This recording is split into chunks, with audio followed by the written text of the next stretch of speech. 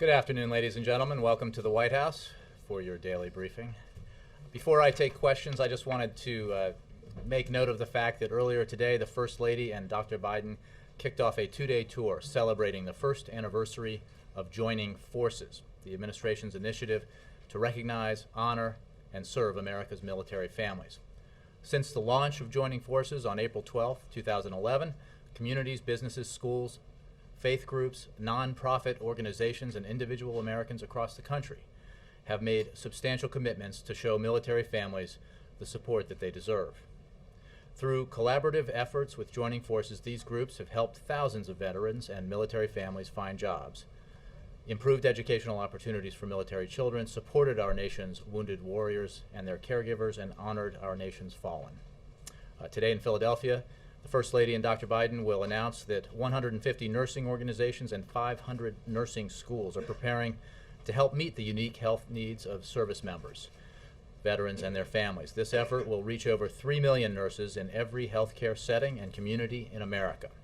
Tomorrow, the First Lady will travel to Shreveport, Louisiana, to announce the 50,000th veteran to be hired through the Joining Forces Initiative. She will visit Kansas City Southern Railway Company, which has aggressively hired veterans because of the unique skill set that they bring to the job. So I just wanted to draw attention to that, because we're obviously focused on some other things here, but the work of joining forces is extremely important, and supporting our military families is a high priority of this administration. And yes, First Lady will be on television tonight talking about this initiative. Thank you, Connie. The Associated Press. Two subjects. Now that the GOP field is undeniably set, should we expect the president to more directly take on Mitt Romney? Is this really ringing the bell for the start of Is it game on? Is it game on? I wasn't going to use that phrase, but since you did, you're welcome to use it. Sure. And secondly, Syria says that they will stop attacks in time for a ceasefire to begin tomorrow. Do you see any evidence to back that up? How will you measure whether or not that's a believable claim? To your first question, as I've said all year long, the president, because of the broad support he has within his own party, did not have a primary challenge. He has been focused primarily on, therefore, his job as president and the things he can do to help the economy grow, working with Congress and through executive action to help the economy create jobs, to ensure that our nation is secure and Americans both at home and abroad are secure. And that I also said that as the year progressed, his engagement in campaign activities would increase, and I expect that to be the case. Now that it's April, we're 7 months or so away from the election. That is still quite a long time.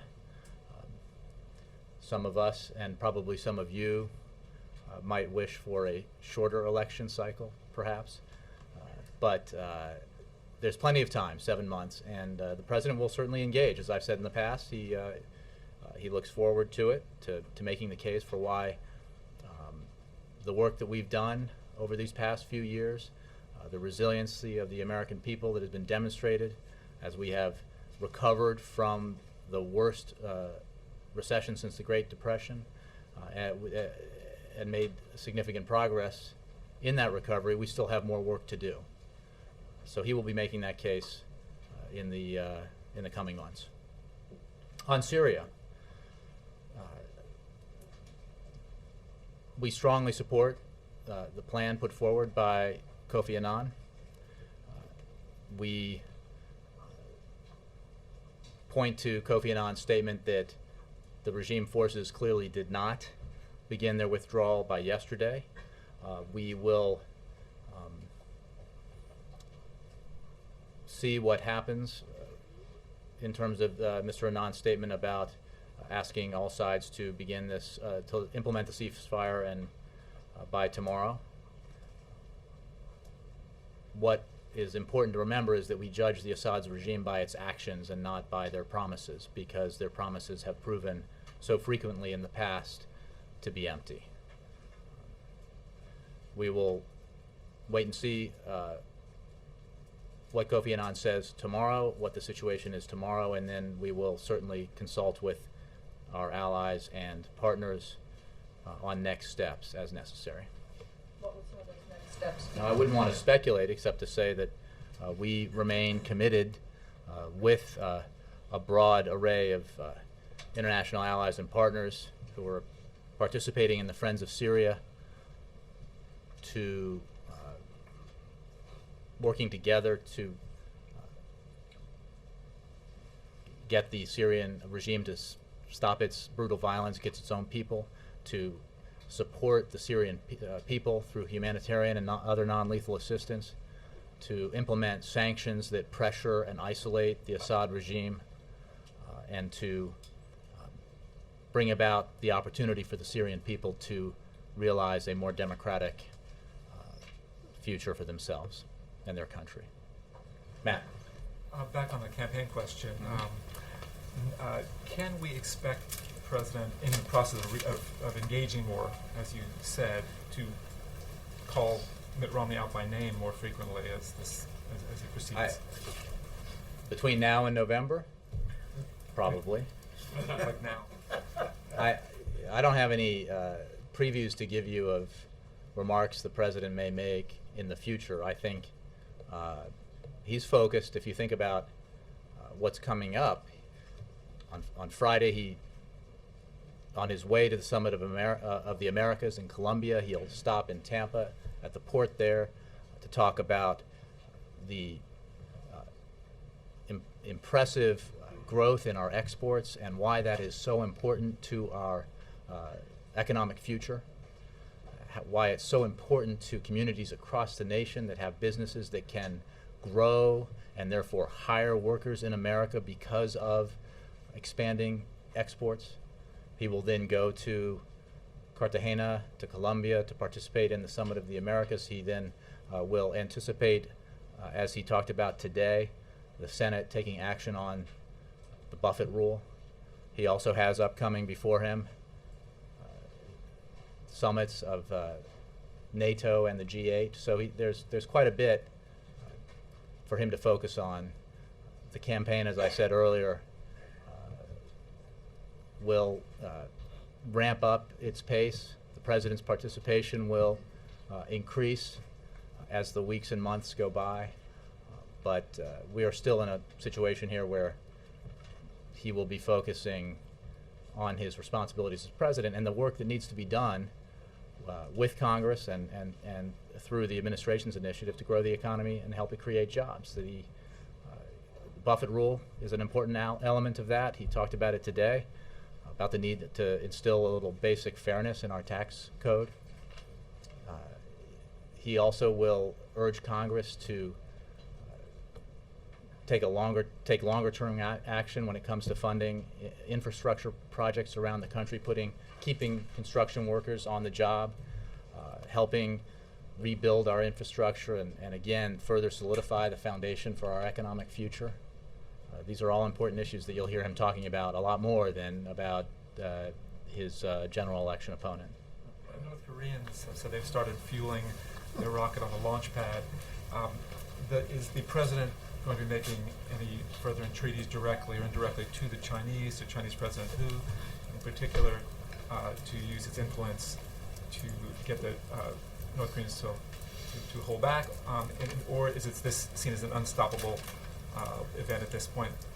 The launch window, 5-day launch window, begins early tomorrow morning, East Coast time. Well, we have, as you know, and the president made clear in South Korea, asked other countries, including China, that have influence on North Korea to do what they can to try to persuade the North Koreans to change direction here, to reconsider the path that they're on. And we continue to make that case. We consider this a provocative action if it takes place. It is clearly in violation of 2 UN Security Council resolutions and demonstrates a propensity by the North Korean regime to spend and waste money on military programs while their own people starve. The fact of the matter is that the North Koreans have available to them, the North Korean leadership, an alternative that would allow them to reduce their isolation, allow them to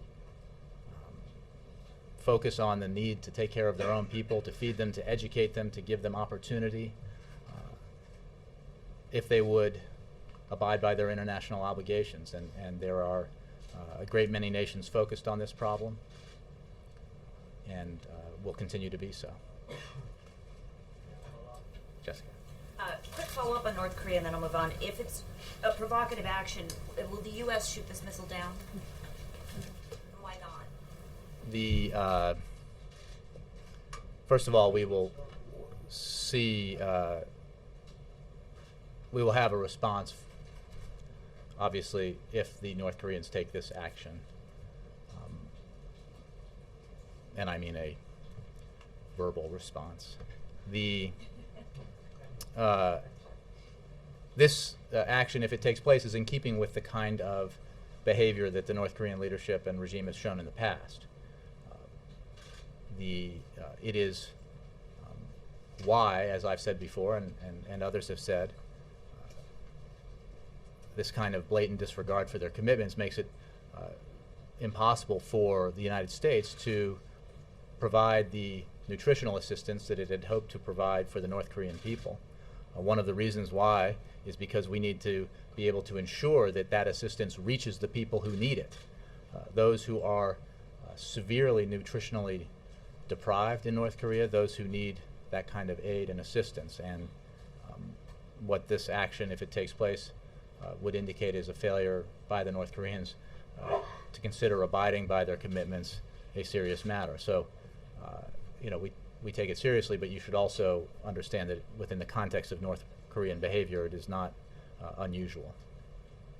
Mitt Romney has said that 92% of the job losses since the president took office were lost by women. PolitiFact has checked this and said you actually have to go back to 2007. At the beginning of the recession, you'll see it's only 40% were lost by women. President Obama has said that Democrats have a better case to make to women voters. I'm curious, under either scenario, 92% losses or 40% losses, is either of those a good case to make for women voters in this economy?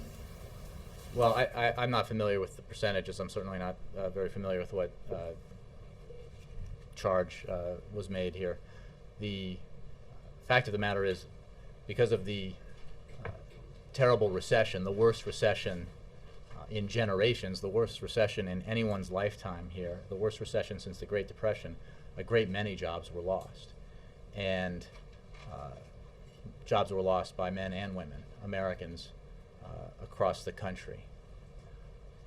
What is absolutely the case is that from the very first action he took as president by signing into law the Lilly Ledbetter Fair Pay Act, this president has been focused on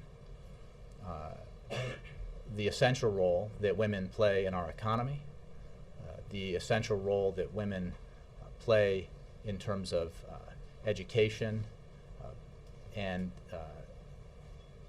all the steps that we need to take to strengthen our own economy by focusing on the role that women play within it. Again, I'm not sure what charge is it that someone's attempting to make here, but the president's record on women in the economy is very strong, and it begins with literally the first thing he did as president. Can I ask one quick one on the Buffett rule? The president said in September that the Buffett rule, or millionaire's tax, would help stabilize the debt and deficits. In a conference call, the White House said the other day that it was not intended to go toward paying down the debt and deficits that's handled in the budget. Today, the president said it's not all we have to do to close the deficit, but it will help us close the deficit. So just to be clear, the White House policy on this is what? Look, it is a basic matter of fairness and economic good sense, first of all, that everyone do their fair share.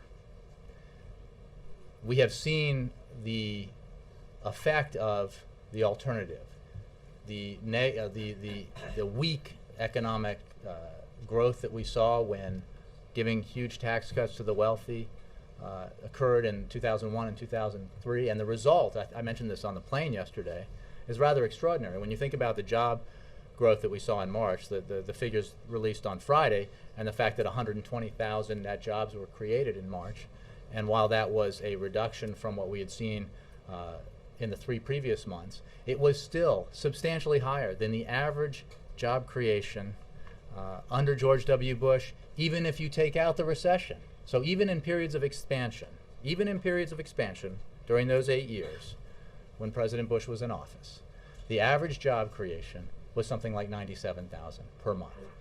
And that, I think, and that's setting aside the fact that those policies helped precipitate the worst financial crisis and economic crisis that we've seen in a generation.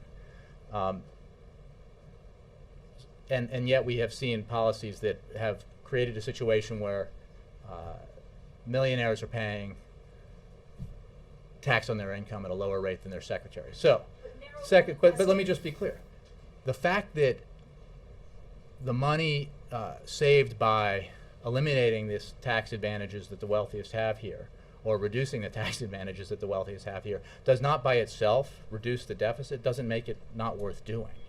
Obviously, the $47 billion, no, but the question is, the White House position seems to have moved, so I'm just no, the position is, what we've made clear from the beginning is that there's obviously savings here, and that is an aspect of why it is important to do it. We have never made the case that this element of tax reform would by itself solve our deficit and debt challenges.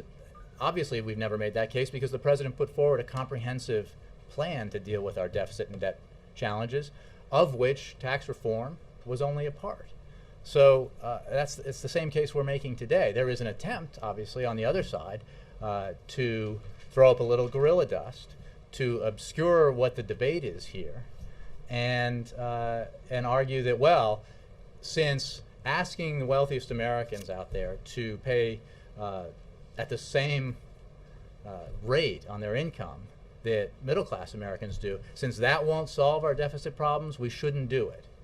Another real classy charge is the idea that, well, wealthy Americans who feel like paying their fair share, feel like paying taxes at a rate that middle-class Americans do, if they don't, have the option to doing it themselves by writing a check. Think what that says to middle-class American families who are trying to get by, who are paying their taxes and paying at a rate higher than Warren Buffett or numbers of millionaires and billionaires across the country. That one side's answer to that is, well, the wealthy, it should be an option. If they feel like they should pay their taxes and pay their fair share, then they should. But otherwise, it certainly shouldn't be policy. Well, we disagree. Can I clarify one thing on North Korea? By saying you have a verbal response, you appear to be ruling out a military one. Can I ask you to be very specific on that, if that's what you intended? And is the U.S.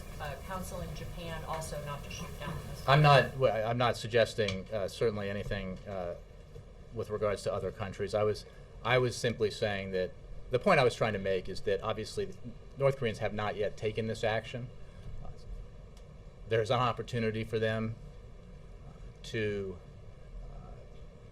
at what would be the last minute, change direction here, perhaps reconsider the approach they're taking and consider an alternative. I'm not predicting that that's going to happen, but before North Korea takes action, I don't want to speculate about what our reaction is. But it's simply an answer to Jessica's question. I was saying that if the North Koreans do act and they do launch this ballistic missile, we will certainly have something to say about it. That's all. I wasn't ruling out anything. Ann Compton.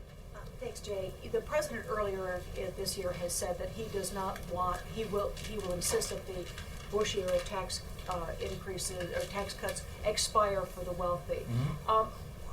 What's the difference between what he says in campaign events and formal presidential events like today's Millionaires event and the yesterday's university speech. He says the same thing in both. Isn't he just as politically focused in these, the political... Because he's consistent, that he doesn't have a different message for different audiences like some politicians do? No, in fact, he says, this was a good question yesterday. Well, how could he, he's going to these campaign events where he's raising money for his campaign, and sometimes he's raising money, people who are donating to his campaign or to the party are wealthy individuals, and how could he do that when he's asking that the millionaires and billionaires paid a tax rate that's similar to and not lower than middle-class Americans? Well, that's exactly what he says, and his message is not different to different audiences. It's the same, and it's because it's about a policy that he believes is important and is a matter of both basic fairness and economic good sense. Because again, these are choices. We don't live in a world where we have infinite resources. There are finite resources here. And so if you decide, as the authors of the Ryan Republican budget and the supporters of it have decided, that we need to cut taxes by $4.6 trillion again, with those benefits disproportionately going to the wealthiest Americans, how are you going to pay for it? Well, you could say with a magic asterisk that Dave Camp over at Ways and Means is going to figure that out. We're going to eliminate some loopholes and deductions, but we're not going to tell you which ones. And the fact is, there aren't loopholes and deductions to pay for a $4.6 trillion tax cut. There just aren't. And that means that the middle class is going to get stuck with the bill, or seniors are going to get stuck with the bill, or families with disabled children are going to get stuck with the bill. Paying more, taking on more burden, middle class families, so that wealthiest Americans can get more tax cuts that they honestly don't need, because as you know, Ann, and everybody here knows, we're in a situation where the proportion of wealth that the top 1% of our country has accumulated is at levels we haven't seen since the 1920s. So it's not as if we haven't tried this. It's not as if the what we've seen over the last 10 years in some, hasn't tested the notion that if you give additional tax cuts to the wealthiest Americans in this country, somehow everybody's going to benefit. We tried that, and look what we got. President agrees with one of his predecessors who thinks and said, and I'm sure some of you have seen the video, in 1985, said, at the time a CEO had contacted him and said that he got a six-figure salary, which is, today's millionaires, right? And he felt it was unfair, even though he was doing everything legal, taking advantage of the tax code, that he was paying taxes at a lower rate than his secretary. Well, doesn't that sound familiar? Because that was President Ronald Reagan. As the president said today, President Obama, Ronald Reagan is not anyone's idea of a wealth redistributor, a socialist, or anything like that. But he understood the basic principle that is the Buffett rule. And as the president said today, let's call it the Reagan rule. Maybe then folks in Congress, Republicans, will rally behind it, because it is broadly supported by the American people. It's broadly supported by not just Democrats but independents and Republicans as well. The president is still determined not to allow the Bush-era tax cuts on those wealthier to be extended. Absolutely. Jay, he was kidding about calling it the Reagan rule, though, right? You know what? If Congress would pass it, we would rename it the Reagan rule tomorrow. If Republicans would vote for it because of a name change, I'm sure Warren Buffett would understand. Kristen. Thanks, Jay. Have you spoken to President Obama about the fact that Rick Santorum dropped out yesterday and he now has a clear Republican challenger? And if so, what was his reaction? He did become aware during the course of the day yesterday of that development. Why is that funny? He was focused on other stuff. Now, honestly, to answer your question truthfully, yes. He didn't have a specific reaction or a particularly notable reaction. He was focused on talking about the need for Congress to act, Senate to act on the Buffett rule. But his position is the one that I've been expressing here, that the process in the other party will take care of itself. I mean, there's, we are essentially observers of that process from here, and when the time comes for him to engage with an opponent, then he will, and he looks forward to the debate, to talking about his vision for the future, talking about where we've been, how far we've come, and all the work we need to keep doing to ensure that we build a foundation economically for this country in the 21st century that's not constructed out of the kind of unstable stuff that we've seen in the past, whether it's dot-com booms or housing booms or suspect financial transactions, but the solid stuff that a secure economic foundation is built of, that creates an America built to last, and that's what the kind of debate he looks forward to having, because there is no question that we have more work to do and more of the road to travel because of where we were and where we started. What President Obama is convinced of, and what he firmly believes the American people are convinced of, is that the policies that significantly contributed to the worst recession since the Great Depression, the ideas that were tried and failed, are not the ideas and the policies that we need to adopt now as we are recovering from that terrible recession.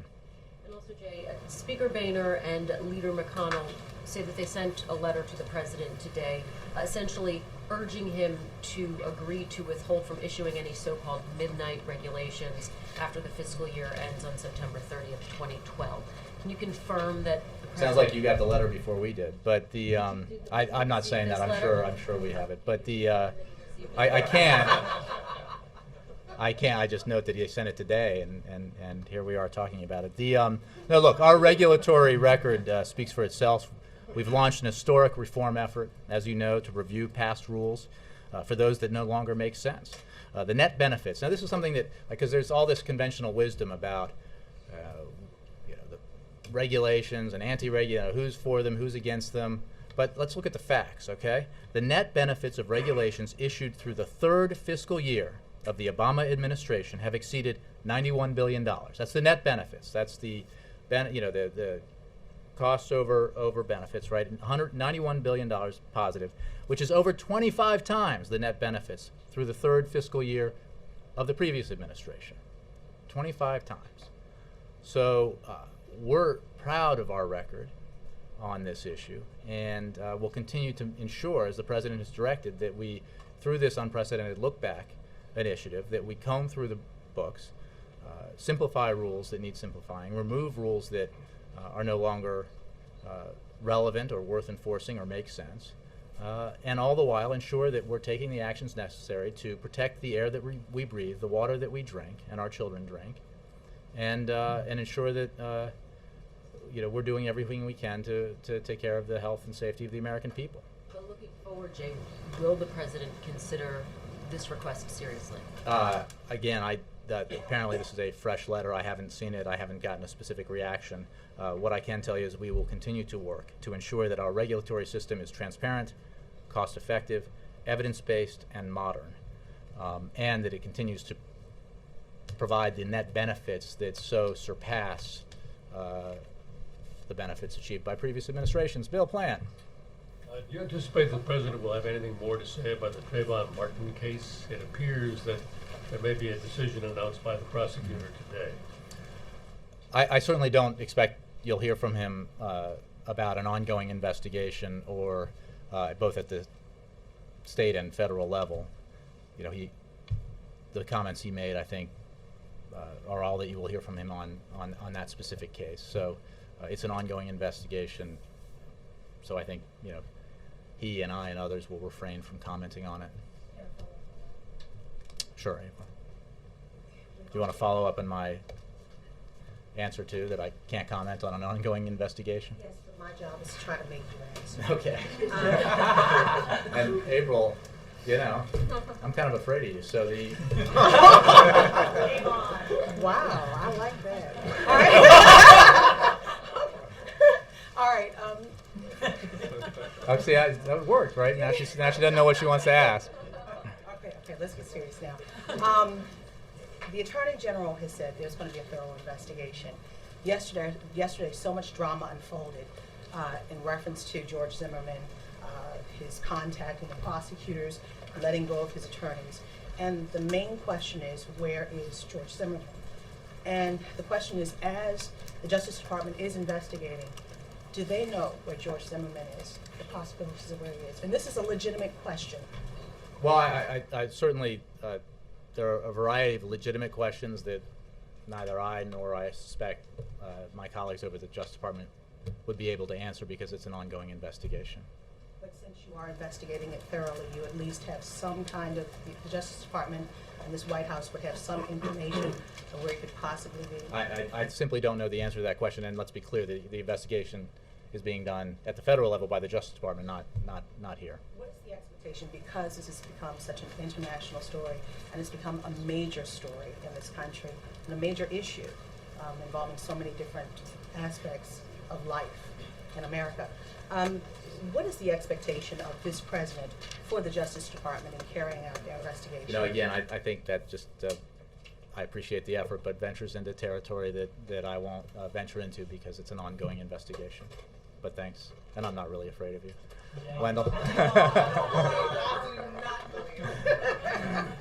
Elizabeth Warren, former member of the administration, and now candidate for the Senate, weighed in on the Supreme Court's comments during the Affordable Care Act arguments today. She said this week, the Supreme Court seems to want to wade into making their own political judgments, and she went on to say, we're all going to have to see the direction the court goes and figure out the right response. Does the White House agree with that? Do you have a reaction to those comments? I haven't seen those comments. I would simply say that, you know, we believe firmly that the Affordable Care Act is constitutional. The precedent exists and goes way back in terms of the Congress's responsibility to and authority to take action on matters of interstate commerce and under the Commerce Clause that are of national economic importance, like healthcare, which accounts for something like 15% of our GDP. President expressed his belief and confidence that the Supreme Court will, in its ruling, recognize the constitutionality of the Affordable Care Act. Beyond that, I really don't have more to say. Does the President think, however, that some of the comments by the justices suggest they want to make their own political judgments? Again, I haven't seen those. The President has spoken about this and spoken about his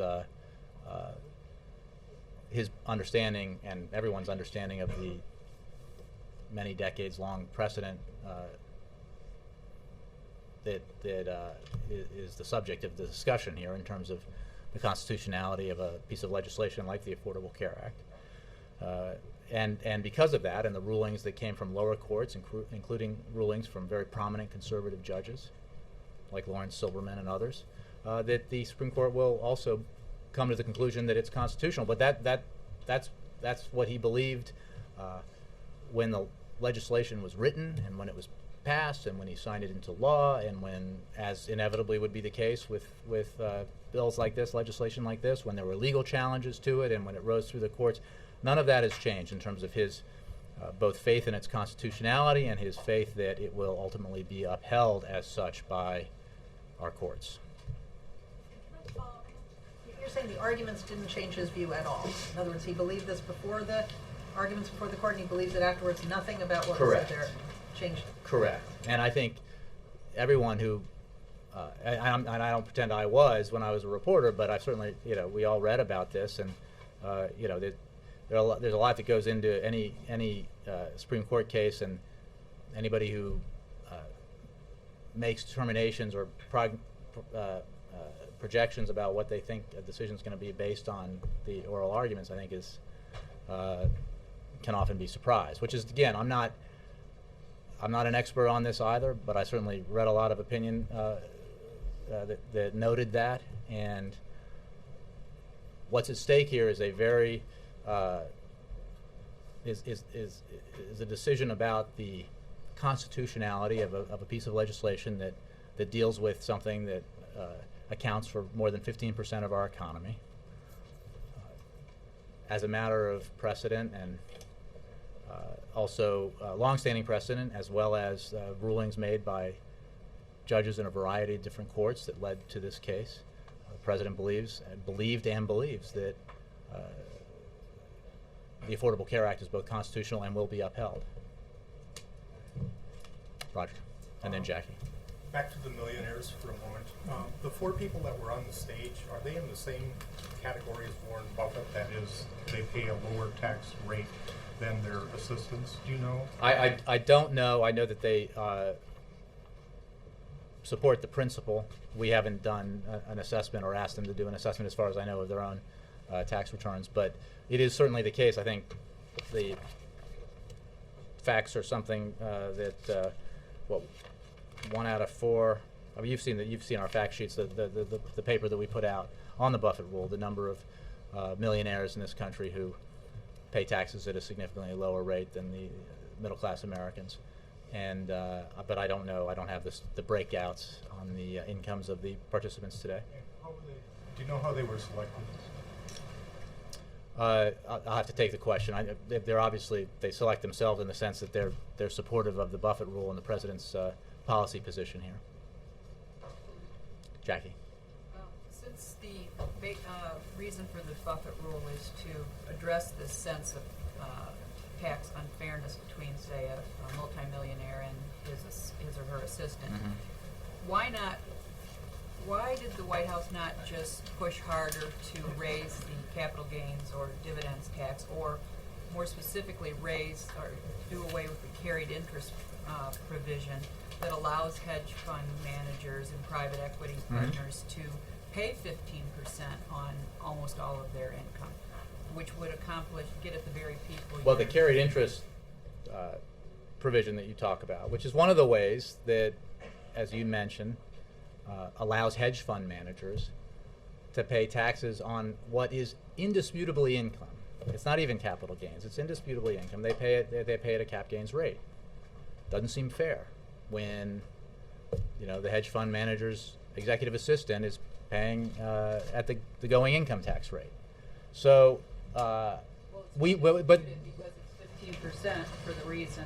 Well, exactly. But you know that we very aggressively sought to eliminate that carried interest provision, and Congress, as part of our overall package, and Congress hasn't taken action on this. The Buffett rule is a principle that has been put into legislation by Senator Whitehouse, and we support that. The President supports that, and it's not the only aspect of the kind of tax reform the President believes is necessary, but it's an important one, and we're hoping that because of its simplicity and clarity, perhaps that Republicans this time will heed the call of their constituents, read the polls at least, as I hear they sometimes do, and act accordingly, because it's a matter of basic fairness, and it makes economic sense. It is not economically sensible, based on empirical evidence, to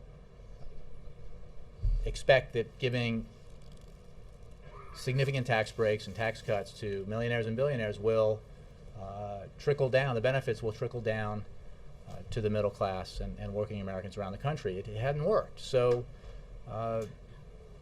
when something doesn't work, when your resources are finite, when you have a choice between investing in education and innovation and infrastructure, building an economic foundation for the future, or providing tax benefits to folks who haven't even asked for them, and many don't want them, certainly don't need them. When those people, this is not about redistributing wealth. It's about basic fairness, and we're talking about a system where millionaires and billionaires, a portion of them, are paying taxes at a lower rate than hardworking middle-class Americans. It's kind of a no-brainer.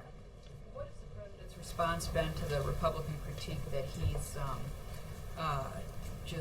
the first president to run for re-election espousing a tax hike? Well, he's not the first president, as President Obama noted today, to make publicly clear his belief that some basic fairness is essential when it comes to our tax code.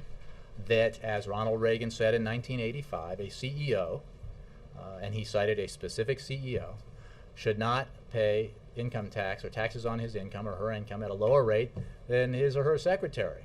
And again, this is a specific example that Ronald Reagan himself cited. It sounds remarkably similar to the discussion that we're having today. And it is another, I guess, example of the distance that, unfortunately, you would expect me to say, but I think a lot of Americans believe, unfortunately, the distance that the Republican Party has traveled here. You know, on so many issues.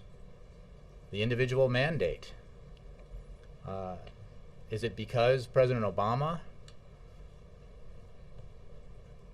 included that as in the Affordable Care Act, that including this market-oriented solution to dealing with our health care challenges, a solution that had been born in the best-known conservative think tank in Washington, that had been supported by some of the most prominent names in the Republican Party, is somehow an apostasy if you're a Republican because President Obama included it in the Affordable Care Act?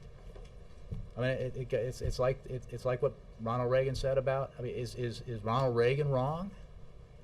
We should ask. Does Speaker of the House, the Majority Leader, the Senate Minority Leader, do they believe President Reagan was wrong when he said that back in 1985, saying essentially word for word what the president said today?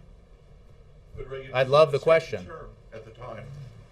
And in his first term, President Reagan, working with Democrats in Congress, including the Speaker of the House, Tip O'Neill, repeatedly took actions not just to lower taxes, as this president has done. Every year he's been in office, he's lowered taxes for the middle class, and not once but twice, but 17 times has lowered taxes for small businesses. But he also, President Reagan, raised revenues when necessary for the financial health of the country, when necessary to stabilize an entitlement program. In other words, he worked with the other party on sensible solutions to the economic challenges of the day. A balanced approach, you might say. An approach that Tip O'Neill and Ronald Reagan somehow managed to agree on. An approach that President Obama has been taking repeatedly when he's been engaged in these negotiations with members of the other party on Capitol Hill. Thank you. Has he always been such a fan of Ronald Reagan's? Oh, yeah. Thank you, Ma'am. Look, I think President Obama is an admirer of sensible leadership, and that doesn't mean he agrees with every one of his predecessors on every issue, but he does not look at this through an ideological lens. I'll end with my Russian friend. Yes, sir. Two subjects, if I may. Number one, the G8 foreign ministers are in town. I understand the president is not meeting with them, but I assume he's briefed on what's discussed. So, what's his primary focus there? What's the first thing he asks when he's briefed about this meeting? What he wants to see coming out of the G8, the coming meetings, the summit? And my second question is about Iran. Well, let me, on the G8, he is obviously briefed regularly on these sorts of things, and he and his team are preparing for the G8 summit. He very much looks forward to that and to hosting it at Camp David. He looks forward to what will be his first meeting with Vladimir Putin, who will then have been sworn in as president. But I don't have any specific agenda items to discuss today with you with regards to the G8. And the other question, Iran? The other question was on Iran. In 3 days, there will be the new round of talks, this Istanbul 2, sort of. And my understanding is everyone wants it to be more successful than the infamous Istanbul 1 situation. So my question is, what are the Americans bringing? What, if anything, are they bringing to Istanbul to make sure that it's more successful than the previous attempt, that the Iranians stick to it, basically, to this discussion, the negotiation? Well, Andre, I think, as I've said on numerous occasions, what the last 3+ years has abundantly clarified because of the approach President Obama has taken to this problem is that the world now sees clearly that the obstacle has been Iranian behavior by the regime in Tehran. That is why, working with the Russians and the Chinese and other nations on the Security Council and broadly at the United Nations, why there is such international consensus about the absolute need for the Iranians to abide by their obligations, to forsake their nuclear weapons ambitions, to demonstrate verifiably that they can reassure the world that they do not seek to acquire nuclear weapons. And our bottom line, our position is that Iran must live up to its international obligations, including the full suspension of uranium enrichment as required by multiple UN Security Council resolutions. So we're not setting, in advance of this meetings, any condition except for what our bottom line is, and that's a bottom line shared internationally, and it is also, as the President made clear when Prime Minister Cameron was here, I believe, that the window is closing here. The Iranians need to demonstrate that they are serious, that they will engage in these talks seriously and focus on the issues that need to be resolved. Beyond that, we'll have to see how they go. But we think it's an important development that the meetings are taking place, that the talks are happening, and as I think has been said, if there is progress in these discussions, there will be another round. But again, we approach this eyes wide open, focused on actions rather than words. Thank. No carrots, basically. Some people say Well, I'm not going to carrots negotiate from here on behalf of the P5+1, but I think it's important to note what has been clarified over the past 3 years, which is that the international community is united, Iran is isolated. The way to change that dynamic is for Iran to live up to its international obligations and to forsake its nuclear weapons ambitions. Thank you.